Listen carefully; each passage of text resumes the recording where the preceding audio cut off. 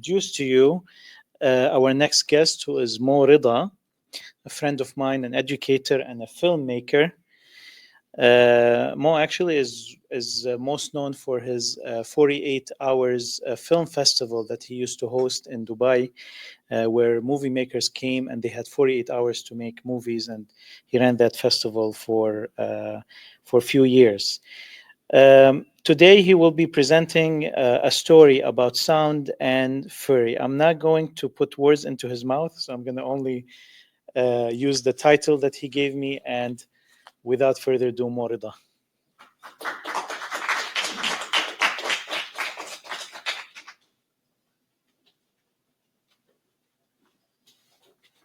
Hello. All right. Thanks for having me with you guys today, and thank you, Wissam. I'll get right into it. These are just some meditations on sound. I don't know how sensitive you guys are to sound and light, but I'm a very sensitive person to those things, and this is a little something I came up with. All right, so too many things in this experience we call life are taken for granted. Sound is one of them. Sound is a form of energy that travels in waves. So think of the waves of the ocean.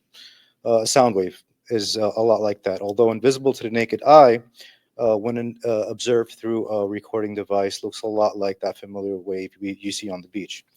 Uh, Sound is transmitted through a medium by way of vibration. That medium can be air, water, or solid, probably things that we've learned in science class, and maybe I had forgotten them, but I had to freshen up on them. Um, but hence the expression sound does not travel in a vacuum. It needs a medium. Um, the vibrations we humans are most familiar with are the human voice and the vibrations produced by nature, animals, and musical instruments.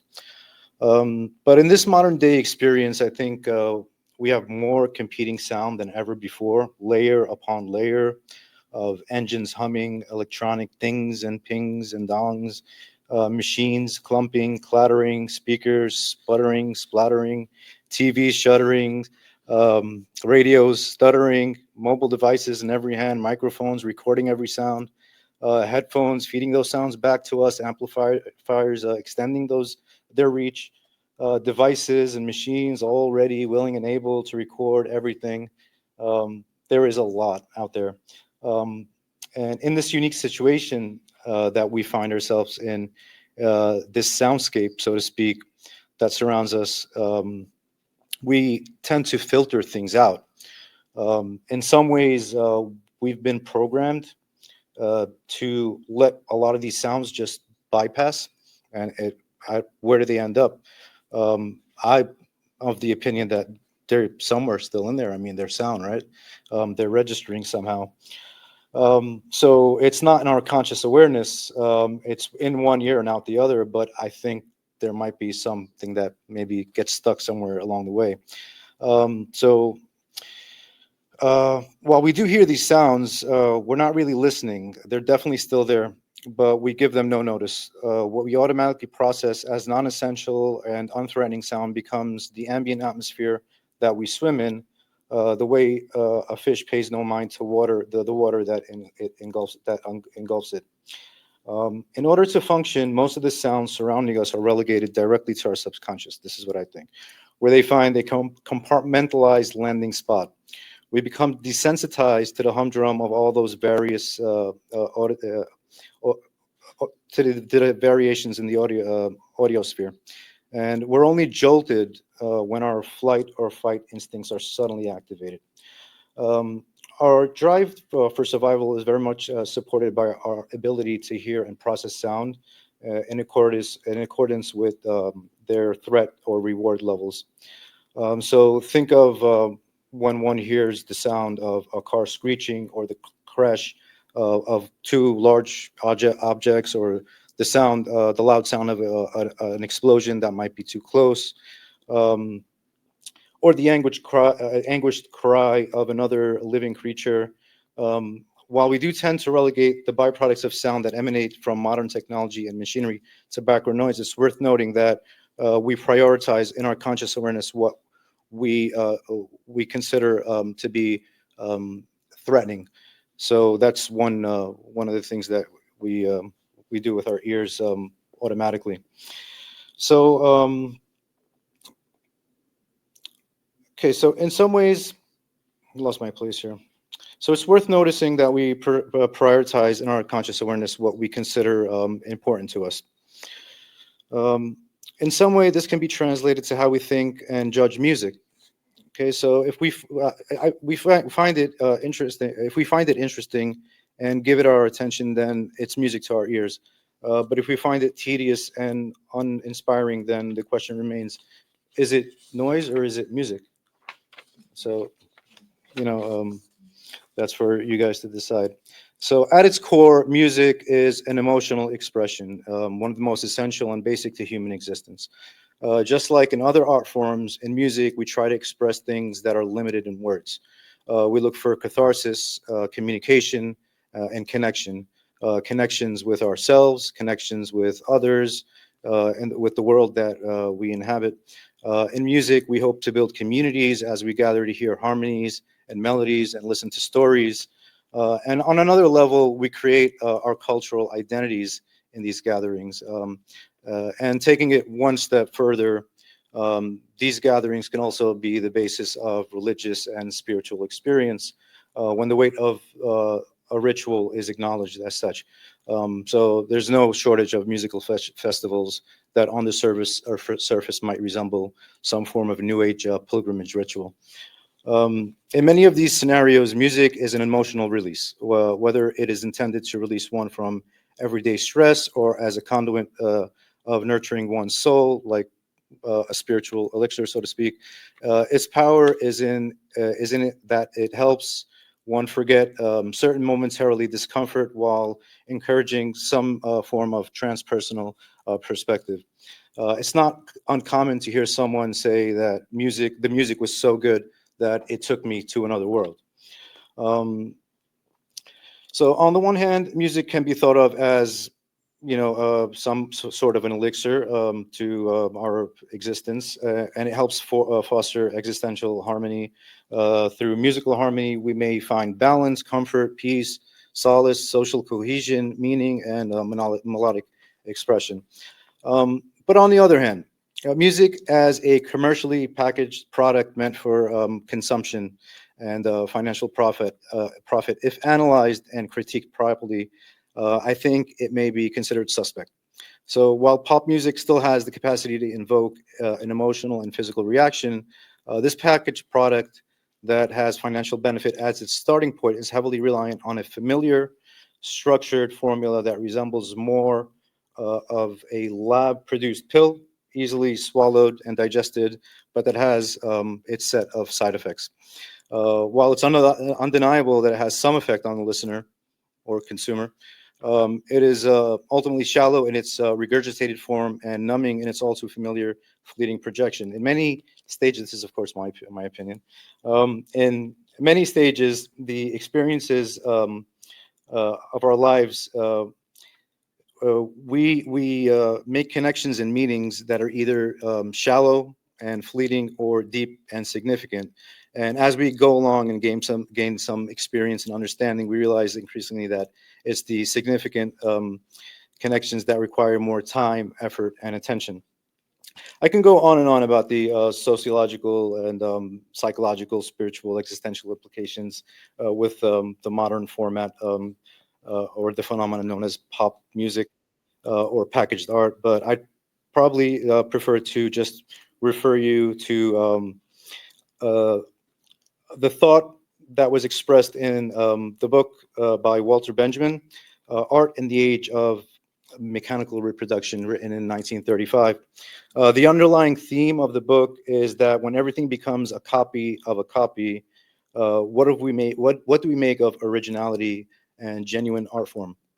Um, the concept of aura is invoked on a regular basis in the book in how we experience um, music or art when it's the real thing or when it's a copy of that thing.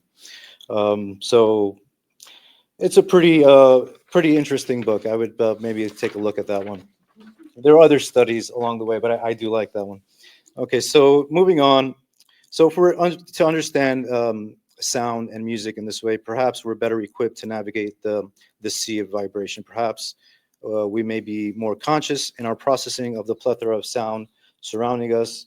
If we pay more attention to the weight of sound and potential effects and prioritize significance in our understanding of it, while also filtering out the distractions and the noise that are so ubiquitous in our environment, then perhaps we can build more significant connections, meaningful moments, and better understand ourselves and others.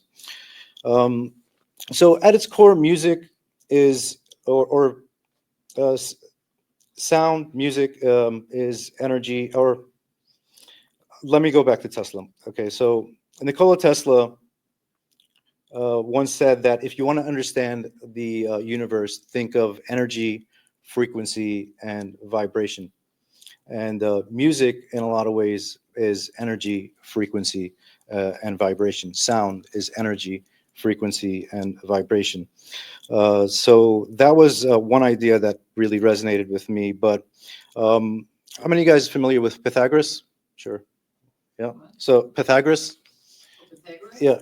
Okay. So Pythagoras intuitively came up with some interesting ideas. I mean, he's better known for his philosophical and mathematical contributions, but he made some foundational contributions to our understanding of music, particularly in the realm of harmony and harmonic intervals. So intuitively, he utilized mathematics and his understanding of celestial bodies to formulate his theories. He proposed that celestial bodies, planets, stars, moved in mathematically precise orbits, creating an inaudible music of the spheres. We've heard that expression, I'm sure.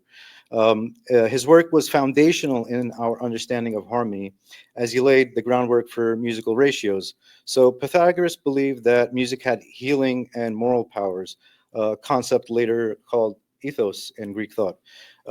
His early followers used specific melodies and rhythms to calm their minds, something akin to musical medicine, to purify their souls and to align themselves with cosmic harmony. His work transformed music from an art into a mathematical science, revealing its deep connection to number and nature. His discoveries remain central to acoustics, tuning, and the philosophy of music. Legend has it that he came up with his theories while experimenting with a single stringed instrument while meditating on the stars. He even suggested that there was an underlying connection between the universe and of the cosmos and our expressions in musical form.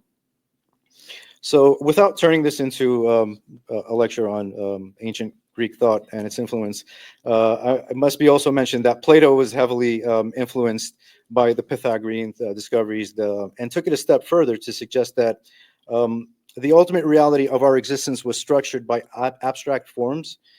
Music to Plato wasn't just sound, it was a gateway to divine geometry. This synergy shaped Western philosophy, science, and art for millennia. So while Pythagoras thought that planets moved in mathematically precise orbits, creating celestial music, Plato took it to the next level by suggesting that the divine craftsman constructs the universe using geometry and harmonic proportions. So in his Republic, amongst in other places, he made some comments on this, but in his book, The Republic, Plato believed that the philosopher king must study music to grasp the music of justice and governance. One last note on both of these great thinkers. They were both of the opinion that corrupt music breeds chaos and virtuous music fosters moral order and social harmony. Um, Final thought on this is there have been a number of experiments. I don't know if you guys have come across this where they use frequency on water and fine sand grains. They're amazing. If we had time, I would have like to pull them up and maybe show them. There is an effect that we can see, proof that we can see what kind of effect, and it's a beautiful effect. When you create a certain frequency, certain geometric forms are formed in this matter, and they're just so balanced and beautiful to look at. It's almost magical. So if we're to think of, these elements such as water, that are affected so obviously by sound and frequency, then what are we to make of us as humans who are 70% water?